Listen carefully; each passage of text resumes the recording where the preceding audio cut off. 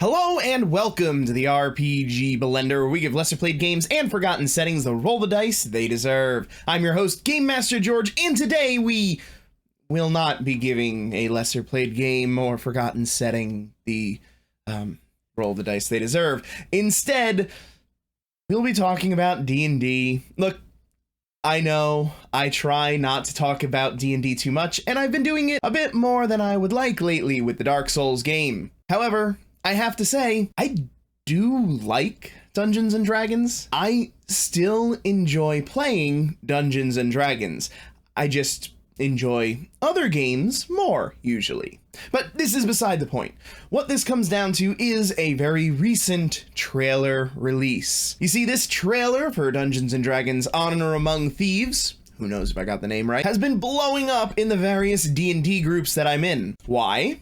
Well, for one very specific reason. Druids cannot wild shape into owlbears. And that is what everybody says, and then there's always people saying, well, in 3.5 they actually could. So, let's take a look at all of the editions of Dungeons and Dragons that I have access to, and see in how many of them a druid could actually wild shape into an owlbear. Curious just how many editions of Dungeons and Dragons there is no way to change into an owlbear through wild shape. Now, again, this will be specifically talking about wild shape. Obviously, you can use other spells in order to do that in any edition, but wild shape is what seems to be being shown in the trailer, and wild shape is what people claim to have an issue with. So, let's see if it really is. In first edition, druids learn at 7th level the ability to transform into a reptile, a bird, or a mammal. Owlbears, meanwhile, according to Monster Manual 1, do not have a type. Yeah, they didn't really have creature types back then, so we can't just go and look for mammal, reptile, or bird within the stat block. Instead, we need to look at the actual write-up of the creature. And it does say that this creature lays eggs, which is not necessarily indicative of being one of them. However, the fact that it seems to have natural reproduction does point toward that direction. What it does say in the very first line is that the creature is a result of genetic experimentation by a mad wizard. What does that mean? Well, it's important that it notes that this is genetic experimentation, not an explicitly magical effect. So this does not immediately term this as some kind of magical creature. It could be, in some very, very strange way, a semi-natural creature, which could point it toward being a legal target for the shape change. However, there is nothing to explicitly state that it is a mammal, a bird, or a reptile. There are, of course, mammals, birds, and reptiles that lay eggs, but there's also fish that lay eggs. And according to these rules, a druid cannot transform into a fish. So we cannot rule out the possibility that the owlbear is not a reptile, bird, or mammal. However, it seems likely that it is. So this really makes first edition a toss-up, which is not a great way to start out this video, but this was the first edition of Dungeons and Dragons. You need to expect some bit of wiggle room here.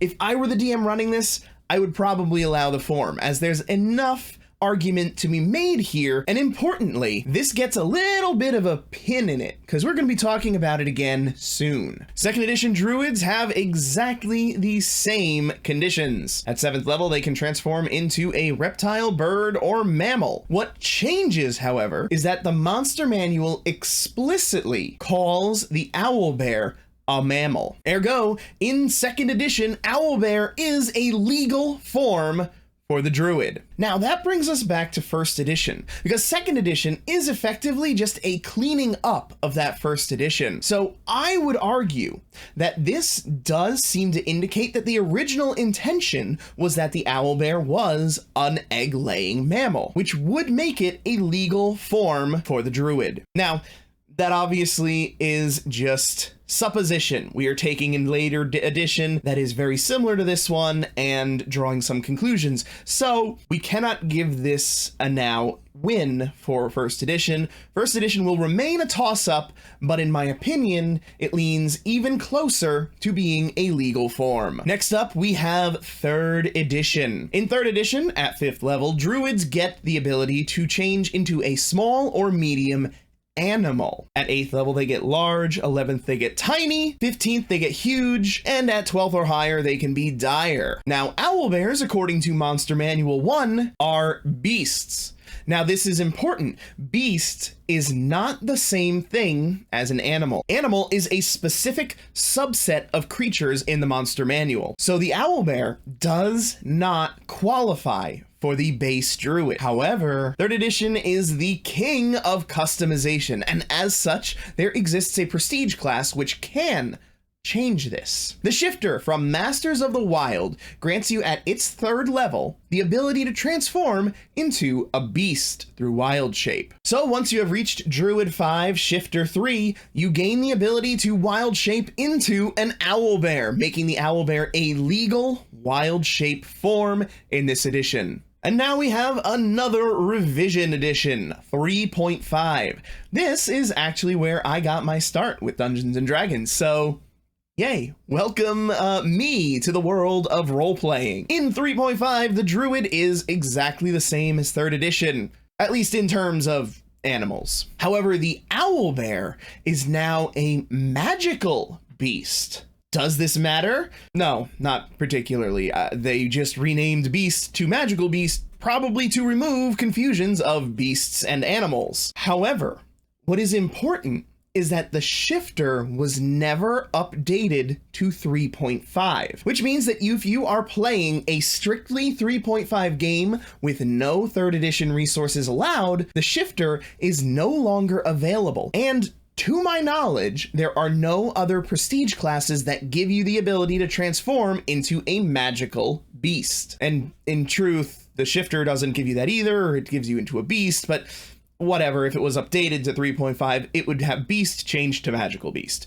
Regardless, this seems to kill the idea of the druid transforming into an owlbear. But then you get to your epic levels, because we all know that everybody playing in 3.5 eventually gets to those epic levels. And in those epic levels, you can take the magical beast wild shape feat. This allows you to transform into a magical beast with your wild shape. They didn't really name it creatively. This does give you back your delicious owlbear form, making owlbear a technically legal form in 3.5. You just have to be willing to wait till you're level 21 or so. And now we relive what was the majority of my college days.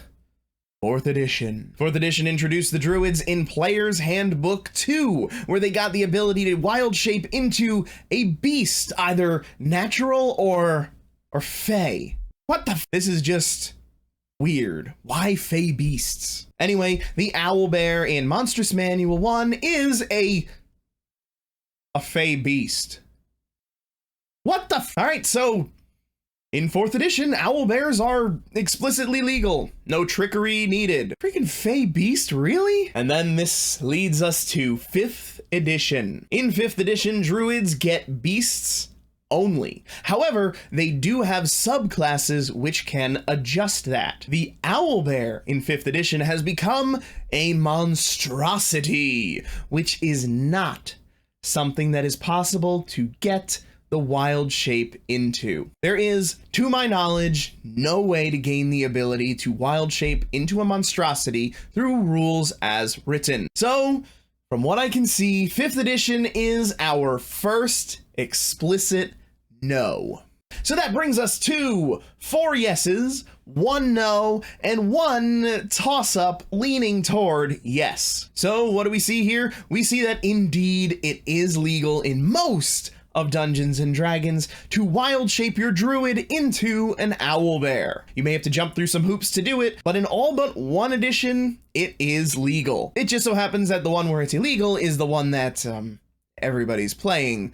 Well, thanks for tuning in to this short video. I hope it wasn't too much of a waste of however long this video was for you. Thank you for tuning in. We'll see you again very soon with another real video. And remember, there's gaming outside the Forgotten Realms. Except apparently today. Apparently I got sucked in today. Yay.